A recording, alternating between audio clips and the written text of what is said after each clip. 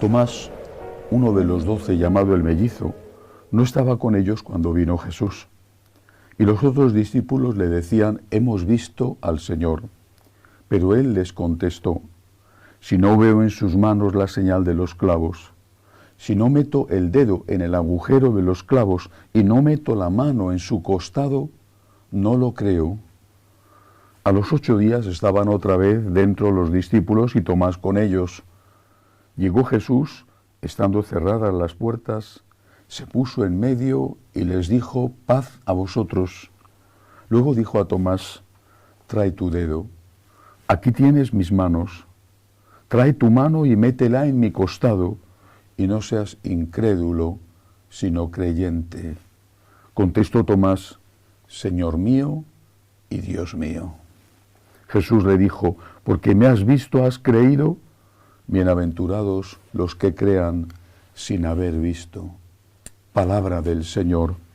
Gloria a ti, Señor Jesús.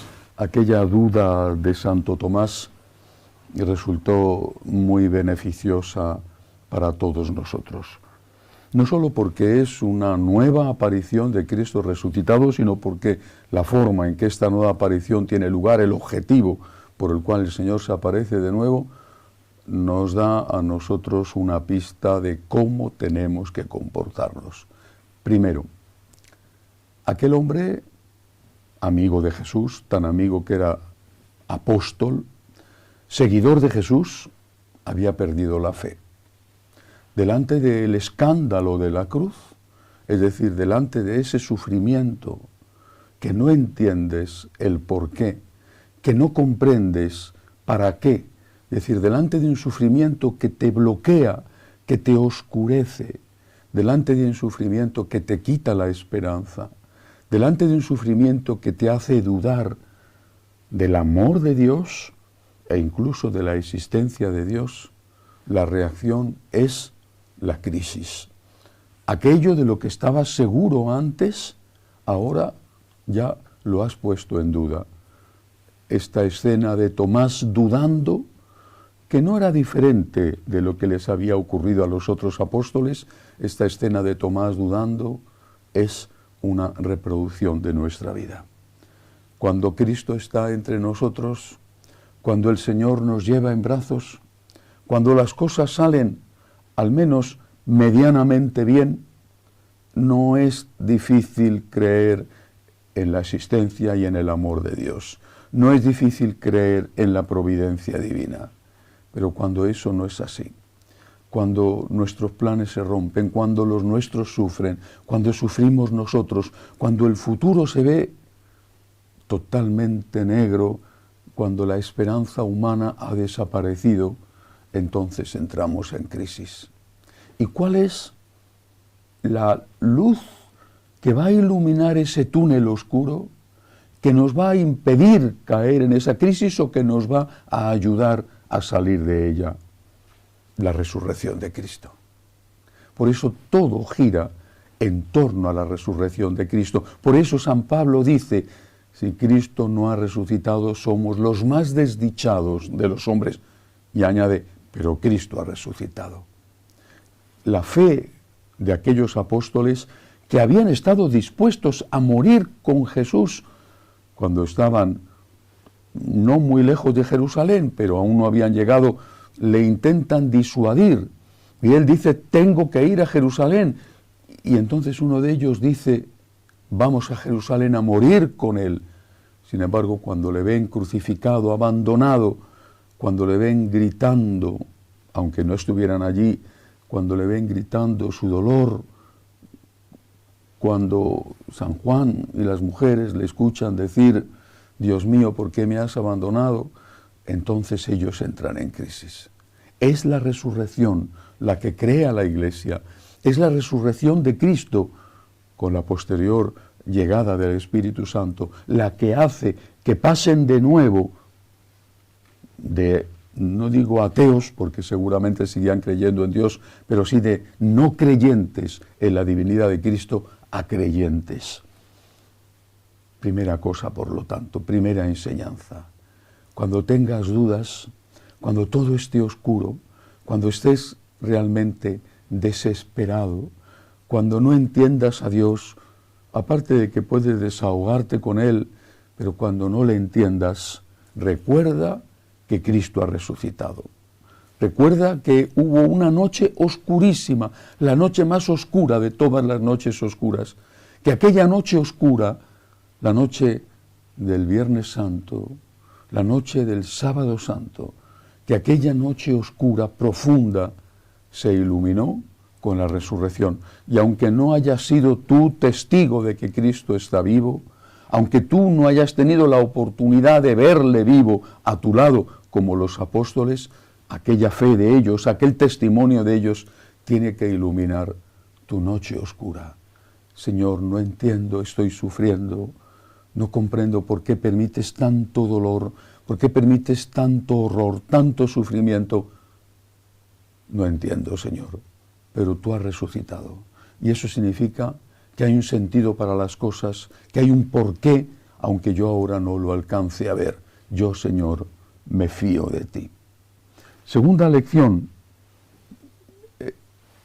se aparece Jesús, le invita a que meta el dedo en los agujeros de los clavos como él había pedido, y entonces Tomás, por primera vez entre los apóstoles, porque antes lo había dicho ya el buen ladrón en la propia cruz, por primera vez entre los apóstoles, dice el Evangelio, que contestó, Señor mío y Dios mío.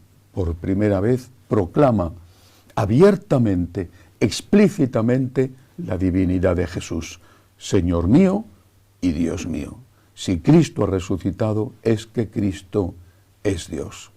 Es decir, si Cristo ha resucitado, es que todo lo que había enseñado Jesús, empezando por su pretensión inaudita y para los judíos blasfema, su pretensión de divinidad y el resto de sus enseñanzas, es que todo eso es verdad.